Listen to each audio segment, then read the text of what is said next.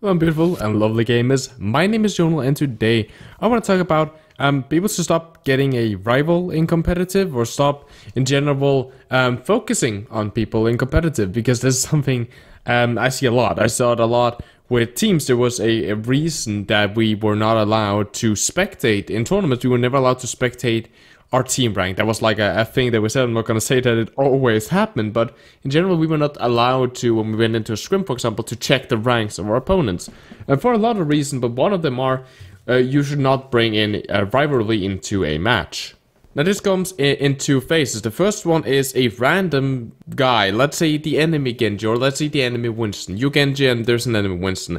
You should not let this enemy Winston, even if he's focusing you, make that a rivalry. A lot of people do that. They take attacks personal, that you're getting dived. Oh, it's their fault. The Genji's always focusing on me. The Tracer's always on me, right? And this brings this rivalry between you. For example, a McCree and a Tracer. A lot of time if the McCree is hunting you as Tracer a lot in the backline, this creates this rivalry. And you'll focus a lot on the McCree, right? You might be extra torn to, let's say, attack that McCree instead of attacking someone else, because, well, he's kind of your rival, he's your threat, he's the guy that always tries to kill you, so every kill you can get onto the guy is so much sweeter. And I want to talk about why that is not good. And the same goes for if you have someone that you know is really good on the enemy team. We sometimes had that. We sometimes had someone that we knew were really good, or sometimes that we knew were shit, absolutely garbage, and we're not supposed to play in this rank. Some people that we know was kind of like recruited because the old player from the team was ditched the team,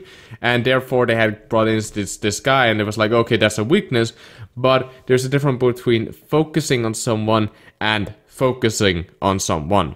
Now what I mean is, if you focus on only getting the skill, you should do this. You solo ult the Winston, or you use more time on the Winston.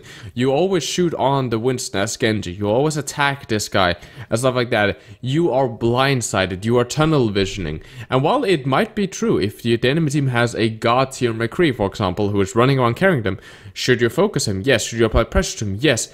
But that does not mean you should chase him because you need to do the kill. That means, yeah, sure, your team should apply more pressure to that guy. They should, you know, if the Genji overextends, apply more pressure to him. Shoot him a little bit more than you shoot the enemy soldier, for example.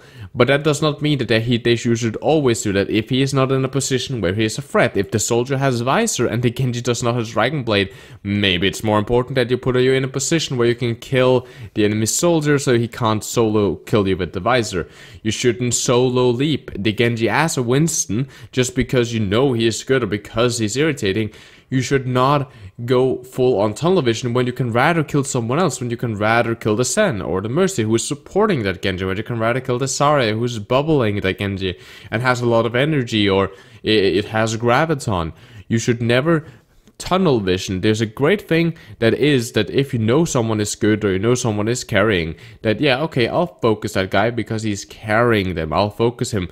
I'll apply that pressure, I'll DPS him, I'll make sure that as a support player I am either supporting my team that is attacking him, or I'm trying to stay as hard for that guy to get me. As if you're Mercy, for example, you make sure that you hold certain angles, that you can fly away, that you do count if he has dash or not, etc, etc. And that's great, but constantly being like, I'm gonna kill that guy, I'm gonna kill that guy, I'm gonna kill that guy, and using everything you have to try to kill that one guy, you're playing into his hand. You're getting emotional, you're playing into exactly what he wants to. There's been many times where people have seen me either right after the Nickel video go up with the interview with me.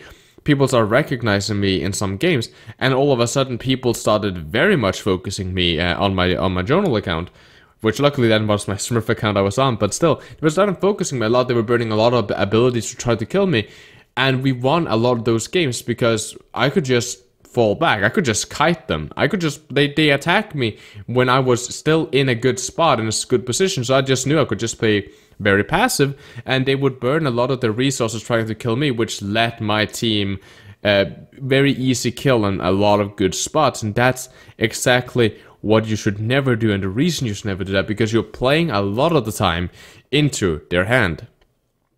And the same goes if it's a guy that you're getting rival with. If he constantly is focusing you, of course, if that makes that your hero is not working, maybe change playstyle or swap the hero, of course, if you're getting countered. But besides that, you need to make sure that, okay, cool, he's focusing me, but I should rather do my job still. Just because the Winston is attacking me all the time as Genji, my job is still not to kill that Winston. I'll damage him, of course, like I would normally do to build Dragon Blade and apply pressure to him. If he overextends, I have my team gank him. That's okay, but and I'll hold my dash more because, you know, he constantly sleeping me.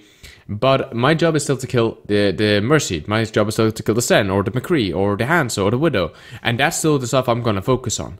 I'll make sure that I keep an eye on that Winston, since I know he's very fond of me. But make sure that you continue to fulfill your job, and maybe change your playstyle. Maybe you have to change here. Maybe you have to swap to Tracer instead of Genji or something like that. But if you don't want to swap, or if it's still working, just focus on your role and take into accounting that, okay, cool, this guy is attacking me, this guy is focusing me. I'm gonna deal with that, but I'm not gonna go full on, okay, I'm gonna solo ult this tank, I'm gonna do everything I can, I'm gonna solo blade the Pharah out of the air because I hate this Pharah, right? Don't do that. Remember that if you are a DPS or a tank, your job is still to fulfill that role that you have been given, and you burning an ultimate to try to kill something that is not really your target is much worse than you actually just killing the entire enemy team. If they have a really aggressive Winston that always dives you, and you kill his support, every time he dives you and is aggressive, he won't get healed. If you kill a lot of his DPSs, there won't be enough DPS output for him to go ham on your team, for example. And that's really what I'm going to get through with this video. I hope you guys liked it, and if you did, like, dislike, subscribe if you're new and like what I do on this channel. Drop down in the comments what you would like me to do of videos, and if you like this, and your comments on it, and do you focus people, do you get focused a lot in your competitive games? I would love to hear that. You guys must have a very, very great holidays, and besides that, guys, my name has been Jonal. Stay positive, guys, and keep the enemy in your crosshair.